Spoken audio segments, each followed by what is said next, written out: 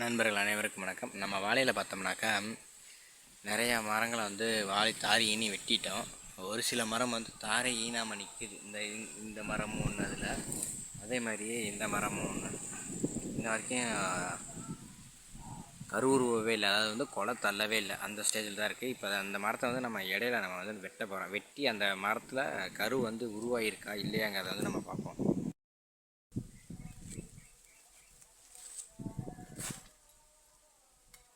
இங்கே வெட்டி பார்ப்போம்.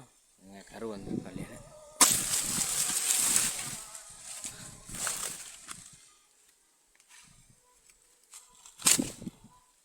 பார்த்தீங்களா? இதில் இன்ன வரைக்கும் கரு ஒரு ஸ்டேஜுக்கே வரல.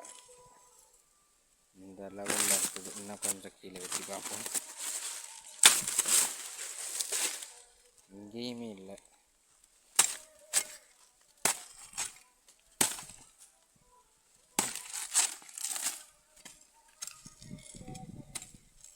இந்த ஸ்டேஜ்லேயே இல்லை.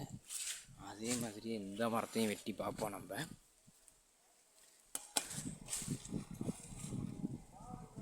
இந்த மரமும் இன்ன வரைக்கும் கொலை தள்ளவே இல்லை. இப்போ இந்த மரத்தை நம்ம இந்த இடத்துல நம்ம வெட்டுவோம். இங்கேயாவது கரு உருவாகி இது வரைக்கும் வந்திருக்காங்க, அதை நம்ம பார்ப்போம். இந்த மரமுமே அதே மாதிரி தான் இருக்குது. கரு வரவே இல்லை இன்ன வரைக்கும். ஏன்னா இந்த மரமெல்லாம் இனிமேல் தாரே போடாது. அதனால தான் நம்ம வெட்டுறோம். ஏதாவது ஒரு சில மரங்களில் கரு உருவாகி வந்திருக்கும், பாதி தூரத்துக்கு வந்திருக்கும். அதை நான் காட்டுறேன் உங்களுக்கு. நம்ம இப்போ இந்த மரத்தை வெட்டுவோம். இதில் கரு உருவாகி வந்திருக்கும். ஏன்னா இது ஓரளவுக்கு பெருசாகவே தான் இருக்குது. இந்த அளவுக்கு வந்திருக்கும்.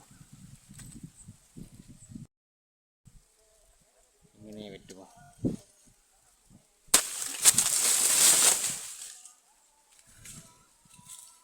இந்த மரத்தை தெரியுதுங்களா? இதான் வாழைத்தண்டு இங்கே வரைக்கும் வந்துடுச்சு.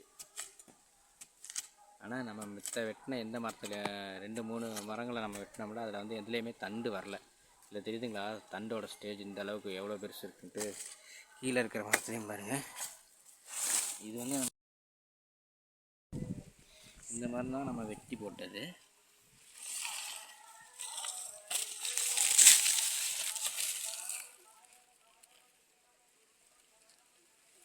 தெரியுதுங்களா? தண்டு இந்த அளவுக்கு தான் வாழைத்தண்டு, அதாவது கரு உருவாகி போயிருக்கு. இது வெளியில் போய் தான் அங்கிட்டு வாழைத்தார் ஈனி எடுக்கும்.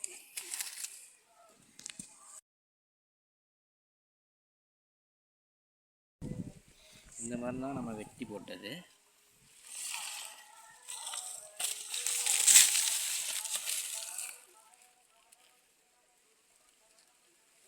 தெரியுதுங்களா? தண்டு இந்த அளவுக்கு தான் வாழைத்தண்டு, அதாவது கரு உருவாகி போயிருக்கு. இது வெளியில் போய் தான் அங்கிட்டு வாழைத்தார் ஈனி எடுக்கும்.